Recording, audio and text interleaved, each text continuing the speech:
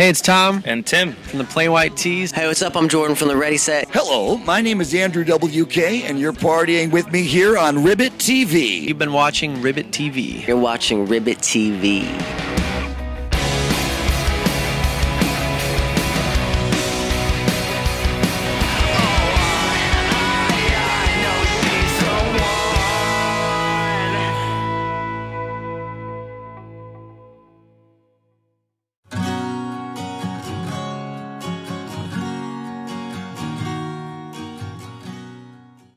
I've been writing songs since I was 14, so I guess that would be 5 years ago.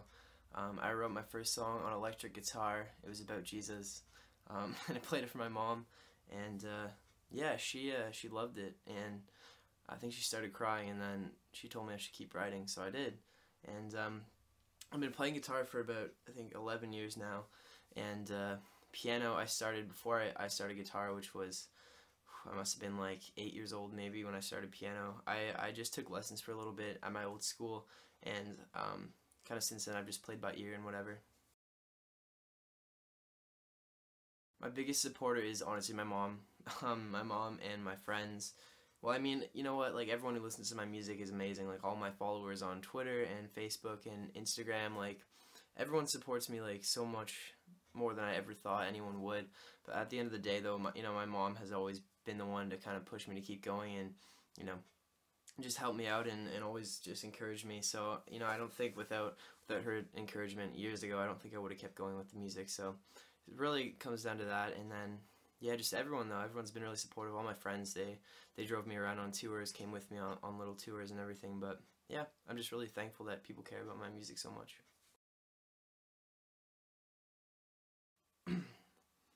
I started out, my first show was at my old high school.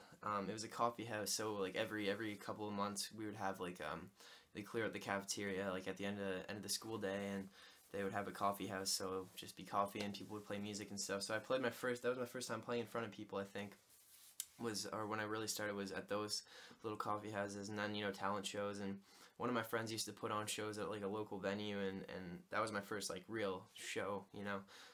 Just like at the little venue in Lindsay. But yeah, so it just, you know, started like that, and then, you know, eventually started touring a little bit around Ontario and just kind of getting out of Lindsay, and, you know, then went to this, I've only been to the States once so far. I was supposed to go on the Brian Stars tour last October. That didn't happen because I didn't get across the border. But anyway, yeah, so, you know, started out just coffee shops, local venues, and just kind of branched out from there.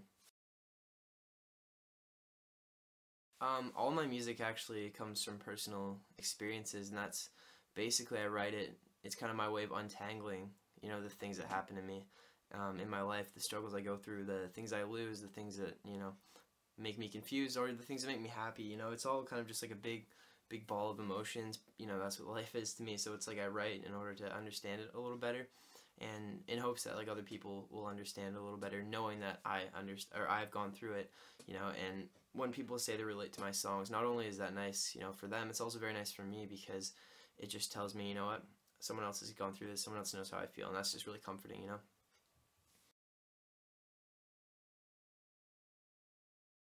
Yeah, a lot of my music, that's something that I've actually thought about a lot over the past few years that I've been doing this whole music thing.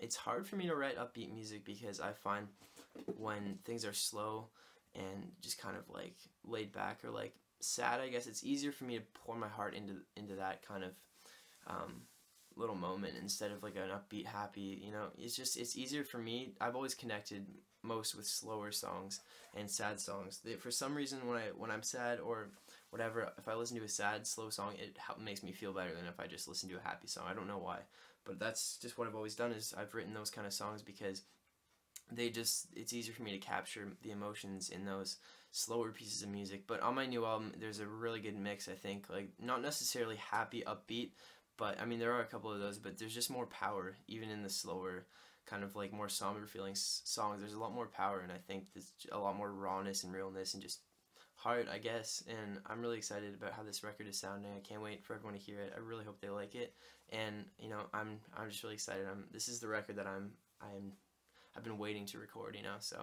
I'm putting a lot of effort into this one. Yeah, definitely. I take a lot of inspiration from, acoustic artists, I guess. My favorite has always been Secondhand Serenade. He's this like a dude from somewhere in the States. He just plays acoustic music. He was like the first acoustic artist I really got into, and that kind of pushed me towards the acoustic side of things. But I was always into like just, the YouTube, MySpace kind of artists who just did things on their own, and that really inspired me a lot. There's a band called Under Oath too, who they're kind of like a hardcore band.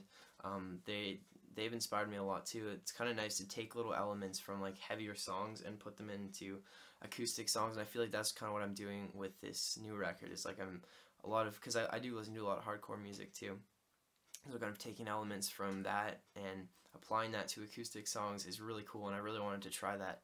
Not necessarily heavy guitars or whatever, it's just kind of like feeling and, strumming patterns and just different things, and vocally too. So I listen to acoustic music, I listen to hardcore music, so it's kind of both sides of the spectrum, but I take inspiration from both just as much so. So yeah, my new album, my first full-length album, actually probably won't be out until summer this year, because I just started recording. I think it was April 15th, and it's probably going to take a month, maybe a little over a month to do, because it's actually 16 songs, which is a lot of songs, but it's, I wrote it as an album. So what I hope people take from this, I guess, is just, I guess my goal with this was kind of not to just make an album, because when I write my albums, I don't write a bunch of songs and then pick a bunch, pick a few for an album. I write it as an album, so I write it, it's its own piece of art, it's its own kind of chapter. So that's kind of how I like to look at it. This is like a new chapter of my music, but it's an older chapter of my life. So it's like capturing that different element of my life in an album, and it tells a story. It's kind of a concept album, I guess. I'm not gonna say anything about it because I kind of want everyone to interpret it their own way. But I hope people connect to it, more than they've ever connected to any of my music, and I really just hope that people see it as more than just an album, kind of an idea, I guess, or a statement. So I want to do a lot of visual stuff with it too. So I'm making a lot of videos. I kind of want it to be. I want it to be an experience more than just an album. So I really just hope people can understand that and take it in.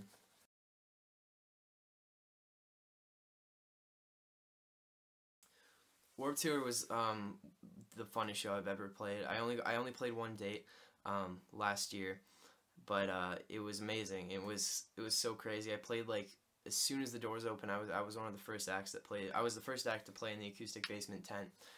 But there were so many kids there, like it was insane. That was actually my first time ever going to Warped Tour too, and it just like flooded in, because I was already in kind of like the area before like the gates open, and just to see that many kids just rush in and be so excited about seeing their favorite band, it was like, wow, like kids actually care, and people care about this whole music thing, and kids, like there were a bunch of people who came to see me, who knew who I was, but there was also, like, as I was playing, just so many people just standing and watching me who didn't know who I was, but like they stood and watched my whole set, and there probably was like about like 70 people that ended up being there watching me play, and it was like, wow, I did not expect this. Like, so it was so cool, and I'm very happy to do Battle of the Bands again this year. I made sure to start early this time, and get everything set up the first day that it started. So I mean, hopefully I can play Warped Tour again next year or this year, even if it's just one date.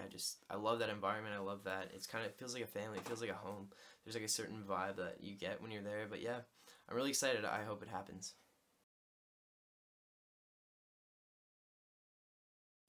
It's hard. It's kind of hard for me to describe my music, but I really think I don't want to put a genre on it, but I guess it's my story. It's kind of, I guess I call it acoustic music. It's acoustic. I like to use the word emo because I always liked emo music, and it's just kind of, a lot of people have called it that. So it's like emo acoustic music is like what I like to describe it as. Some people would call it poppy or folky, whatever. I don't know. It's hard for me to put a genre on it because I don't think I stick to exactly one. So I just like to describe it as real, and I try my best to pour my heart into it. And it's kind of just all my memories and all my feelings put into singing and melodies, and it's cozy, I guess. I like to call it cozy. The song that I think I'm most proud of my new album, it's called Between the Roses, and I like a lot of the songs in my new album, but I think I like this one the best because when I play it, it hits me hardest. Like it completely just takes me to a certain place. and it's actually the last song on the album, but it's also the name of the album. So, because I wrote that song first, and then I kind of wrote the album backwards a little bit, but I like to do that with my albums for some reason. But yeah, it's called Between the Roses, and it's kind of like this really ballady, like, I don't know, it's got a lot of really kind of complex guitar picking that I've never done before, and I'm very stoked I was able to write. And you know, it really tells a story, and I really like that. I wanted this whole album to tell a story, but this song itself tells a very big story, so I'm stoked about that song. Like I said, I like a lot of them, but I think that one I'm really feeling the most. The last song I played on my phone is called The Pursuit of Happiness by Kid Cudi, and I like to just like sing that one on the bus, and it gets stuck in my head for 3 days after I listen to it once. But that was the last song I played on my phone. I don't even have music on my phone because I don't have room, so I just use SoundCloud to stream music. But yeah, I think that was the last one. What other bands and artists am I listening to? I listen to Lights all the time. I've been getting into My Chemical Romance a lot. I just got one of their albums. I'd heard a bunch of their songs, but I just got one of their full albums. It's amazing. Who else? I've been listening to Bring Me the Horizon for some reason. Sempiternal is a really good album. The Icarus Account, still one of my favorite bands. You know, I've just been trying to like listen to artists in, you know, just in kind of the range of what I want for my own album. I don't listen to a lot of music actually, which is kind of weird, but when I'm about to write Reliant K also, I just kind of like to listen to the artists that I want to emulate on my album. You know, obviously don't want to copy anyone, but just kind of like the things that I need to put in my mind, like the sounds and the feelings. I like to have those there when I go into the studio. Yeah, pizza is definitely my food weakness. Pizza, if you put that together with Netflix, that's really not a good thing. But yeah, seriously, pizza is amazing. I could eat it every single day.